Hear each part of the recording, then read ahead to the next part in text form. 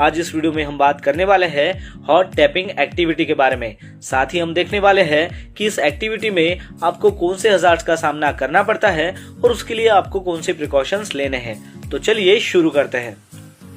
तो सबसे पहले जानते हैं कि ये हॉट टैपिंग होता क्या है।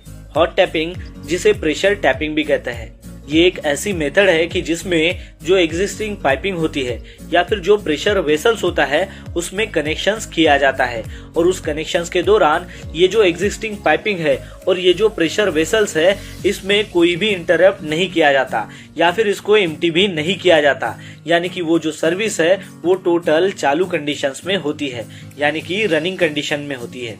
इसका मतलब ये हुआ कि जो भी वो पाइप है या फिर जो भी टैंक है उसमें कंटिन्यू ऑपरेशन हो सकता है जब भी उसमें मेंटेनेंस या फिर मॉडिफिकेशंस किया जाए। चलिए अब जानते हैं कि हॉट टैपिंग एक्टिविटी के वक्त आपको कौन से हजार्ड्स का सामना करना पड़ सकता है।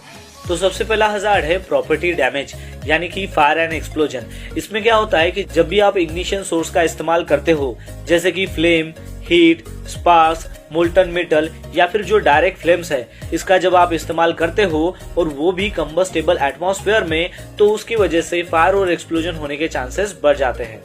उसके बाद है डैमेज और डिफेक्टिव पार्ट्स। उसको अगर आपने काम शुरू होने से पहले रिप्लेस नहीं किया तो वो भी एक हजार्ड है। फिर उसके बाद है इम्प्रॉपर ग्राउंडिंग, तो वो भी एक हजार्ड है।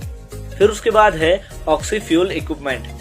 हॉट टैपिंग का काम शुरू करने से पहले जो भी आपके पास ऑक्सीजन और एसिटिलीन सिलेंडर्स होते हैं उसको आपको बाकायदा चेक करना है।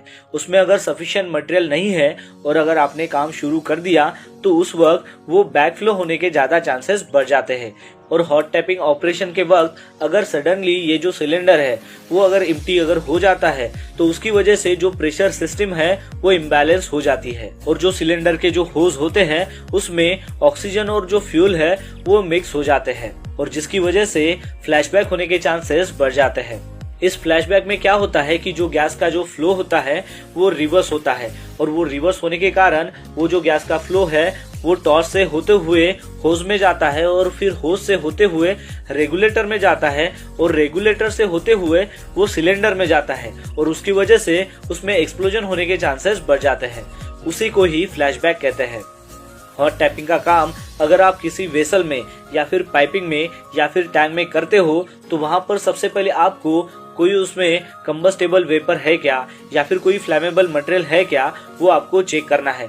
अगर उसकी अवेलेबिलिटी है और उसके बाद अगर आप कोई काम करते हो यानी कि इग्निशन सोर्स का इस्तेमाल करते हो तो उस वक्त वहां पर फायर और एक्सप्लोजन होने के चांसेस बढ़ जाते हैं, तो वो भी एक हजार्ड है। फिर उसके बाद है पर्सनल इंजरी। जब भी आप हॉट टैपिंग का काम करते हो तो उस वक्त आपकी जो स्किन है या फिर जो आईज है वो बर्न होने के चांसेस बढ़ जाते हैं क्योंकि उसका जो डायरेक्ट कांटेक्ट है वो एक्टिविटी के साथ होता है और साथ ही में इलेक्ट्रिक शॉक भी लग सकता है। तो ये इनके डायरेक्ट हजार्ड्स है। फिर उसके बाद है इम्प्रॉपर वेंटिलेशन, यानी कि जब भी आप हॉट टैपिंग का काम ऐसी जगह पर कर रहे हो कि जहाँ पर कोई टैंक हो या फिर वेसल हो या फिर पाइपलाइन हो, वहां पर आपको प्रॉपर वेंटिलेशन अगर नहीं मिल रही है तो वो भी एक हजार्ड है। फिर उसके बाद है इनसफिशिएंट पीपी, तो वो भी एक हजार्ड है। यानी कि हॉट टैपिंग के वक्त आपको जो रिलेवेंट पीपीज है वो अगर आपके पास नहीं है तो वो भी एक हजार्ड है। फिर उसके बाद है केमिकल रिलीज, यानी कि उसका इन्वायरमेंटल के ऊपर भी इम्पैक्ट हो सकता है, तो वो भी एक हजार्ड है। इसमें क्या होता है कि जब भी आप हॉट टैपिंग का काम करते हो तो वहां पर जो भी फायर्स है या फिर जो एक्सप्लोजन्स है और जो भी इक्विपमेंट डैमेज होता है तो उसकी वजह से इन्वायरमेंटल डैमेज हो सकता है। जैसे कि उस फायर से या फिर एक्सप्लोजन से या फिर जो इक्विपमेंट डैमेज है वहां से जो भी रिलीज होती है, जैसे कि कोई वेपर हो, गैस हो या फिर वाटर पाइपलाइन हो, उसमें से वो रिलीज होके एयर में, सॉइल में या फिर वाटर में मिक्स हो जाती है और जिसकी वजह से इसका इम्पैक्ट इन्वायरमेंट के ऊपर हो जाता है। तो इन सारे हजार्ड्स का सामना आपको करना पड़ता है जब भी आप हॉट टैपिंग एक्टिविटी करते हो। चलिए बात करते हैं कि हॉट टैपिंग के वक्त आपको कौन से प्रिकॉशंस लेने चाहिए। तो सबसे पहले आपके पास होना चाहिए PTW, यानी कि परमिट टू वर्क। कोई भी हॉट टैपिंग एक्टिविटी का काम शुरू करने से पहले आपके पास PTW होना चाहिए। फिर उसके बाद है उसके रिलेवेंस डॉक्यूमेंट्स आपके पास होने चाहिए, जैसे कि उसका JSA हो या फिर हीरा हो या फिर TRA हो, और फिर आपके पास में वर्क मेथड स्टेटमेंट भी होना बहुत ही जरूरी है। फिर उसके बाद है कि जहाँ पर भी आपका हॉट टैपिंग का काम शुरू है, मान लीजिए कि वो हॉट टैपिंग का काम आपका वर्क एट हाइट पर है, तो उसके नीचे में आपको बैरिगेशन करना बहुत ही ज़रूरी है। फिर उसके बाद है कि जो भी टीम हॉट टैपिंग का काम करने वाली है उनको फॉर्मल ट्रेनिंग देना है उस वर्क एक्टिविटी के बारे में, और साथ ही उनको वर्क इंस्ट्रक्शन भी देना है।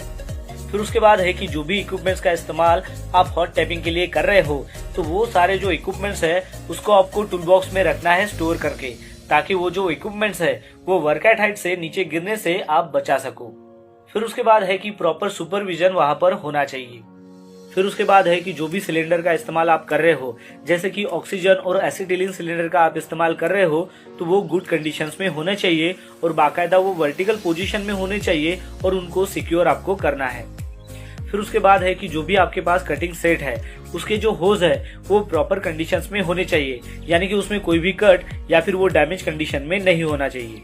फिर उसके बाद है कि जो भी कटिंग सेट है उसका प्रेशर गेज आपको चेक करना है और ये इंश्योर करना है कि वो जो प्रेशर गेज है वो प्रॉपरली फंक्शन कर रहा है और वो अच्छे कंडीशन में है। फिर उसके बाद आपको ये इंश्योर करना है कि जो सिलेंडर साइड है और जो टॉर्च साइड है उन दोनों साइड में आपको फ्लैशबैक अरेस्टर प्रोवाइड कराना है। और फिर उसके बाद है प्रॉपर पीपी। तो दोस्तों आज इस वीडियो में हमने जाना कि हॉट टैपिंग क्या होता है, उसके रिलेवेंस क्या हजार्ड्स है और उसके लिए हमें क्या प्रिकॉशंस लेने पड़ते हैं। तो आज के लिए इतना ही, मिलता है नेक्स्ट वीडियो में एक नए टॉपिक के साथ में। तब तक के लिए टेक केयर, बाय बाय।